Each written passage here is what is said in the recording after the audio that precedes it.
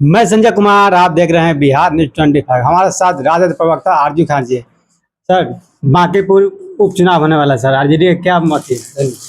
अपने पिछले बार भी हम लड़े थे, महागठबंधन लड़ी थी और राष्ट्रीय जनता दल की समर्थित उम्मीदवार थी रेखा गुप्ता जी। इस बार भी हैं, उनको दोबारा हम लोगों ने रखा है। लेकिन सर महागठबंधन हो गया है। ये नैरेटिव चलाया जा रहा है मीडिया की तरफ से, और मीडिया में नैरेटिव चलाने वाले दो लोग हैं और वो दोनों लोग मैदान में हैं। एक तरफ नैरेटिव सेट करने वाली भारतीय जनता पार्टी है, जिसके इर्द गिर्द पूरी मीडिया नाचते रहती है, और दूसरा पीआर एजेंसी चलाने वाला जो दूसरा कैंडिडेट है वो है। तो ये मीडिया नैरेटिव एक फैलाने की कोशिश की जा रही है। कल भी महागठबंधन एक था, आज भी महागठबंधन एक है। हम चुनाव के अंदर गए हैं, रेखा गुप्ता जी का नॉमिनेशन भी आज हो गया, तो हम चुनावी वैतरणी को इस नैरेटिव से भारतीय जनता पार्टी पार करना चाहती, वो पार नहीं हो पाएगी। वो पार नहीं हो पाएगी क्योंकि इस बार नितिन नवीन जी के पिताजी ने 2 टर्म वहां के जनता के साथ झूठ किया, झूठ और प्रपंच रचा। उसके बाद वो चले गए तो उनके पुत्र आ गए नितिन नवीन जी, उन्होंने वहां की बांकीपुर की जनता के साथ झूठ और फरेब किया।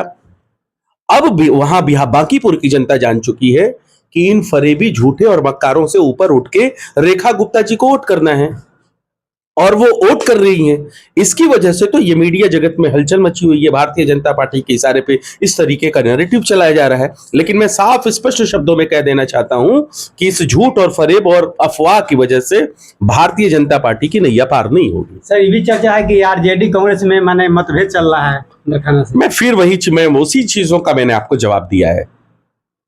अगर मतभेद होते तो कोई बातें होती ना, कोई प्रदेश अध्यक्ष कुछ बोलता, राष्ट्रीय अध्यक्ष कुछ बोलते, आला कमान कुछ बोलती। तो ये नैरेटिव फैलाने की कोशिश कौन कर रहा है?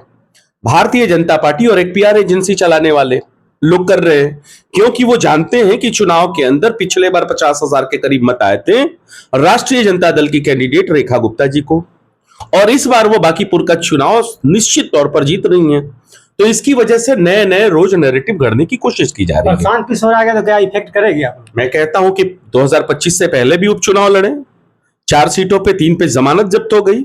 2025 पे भी उन्होंने चुनाव लड़ा, लगभग जितने सीट लड़े उसका 95% पे जमानत नहीं बची उनकी। पिछले बार का अगर बांकीपुर का इतिहास देख लिया जाए तो 7,000 वोट पाने वाले जनसुराज के लोग।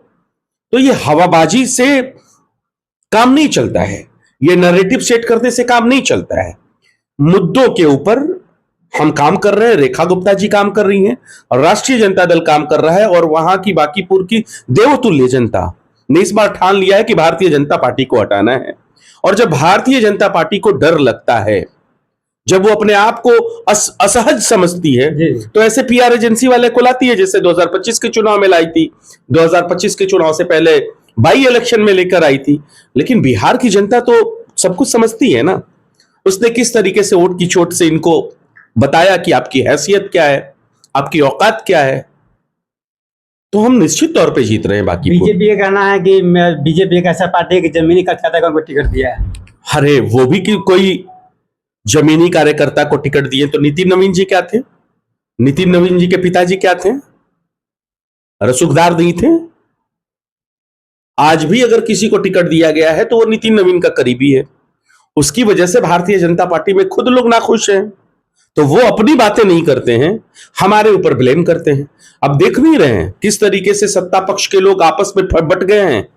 भरत तिवारी एनकाउंटर में देखा, कोई कहता है कि नकली पिस्तौल था, अशोक चौधरी कहते हैं, जो कि कैबिनेट के मंत्री हैं, और उनका एक नेता कहता है भारतीय जनता पार्टी का कि उसने तमंचा लहराया था। तो किस तरीके की बयानबाजी कर रहे हैं वो, किस तरीके से 2-4 फट में वो बढ़ चुके हैं, तो अपनी नाकामी और खामी को छुपाने के लिए हमारे ऊपर ब्लेम कर रहे हैं वो। सर, बांकीपुर उपचुनाव क्या सम्राट चौधरी जी की अग्नि परीक्षा होगा? मैं कहता हूं सम्राट चौधरी का तो कोई मतलब ही नहीं है ना, क्योंकि बांकीपुर की जनता तो उनसे गुस्से में है। और अभी आपने देखा बक्सर में, भोजपुर में चुनाव हुआ था एमएलसी का, जी सर, वहां भी यही बातें चल रही थी कि भारतीय जनता पार्टी का गढ़ है। सोनू राय हमारे कैंडिडेट किस तरीके से राष्ट्रीय जनता दल के जीत गए। कहने का मेरा मतलब यह है कि जनता ने सीएम नीतीश कुमार के बनाने के चेहरे पे वोट किया था।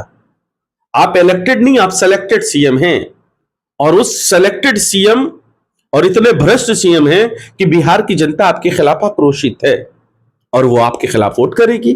तो यहां पे तो उनका कोई मैटर ही नहीं आता है, कोई फैक्टर ही नहीं आता है। उनके लोग खुद उनको पसंद नहीं कर रहे हैं।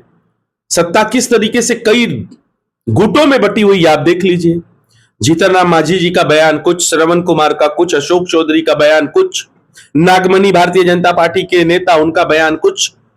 तो किस तरीके से ये लोग लड़ाई लड़ रहे हैं एक दूसरे के साथ, ये किसी से छुपा नहीं है। देखिए हमारे साथ है आरजेडी के प्रवक्ता आरजू खान जी को सुना थे। इनका दावा है कि आरजेडी के कैंडिडेट बांकीपुर में विधानसभा चुनाव से जीत रही है। धन्यवाद।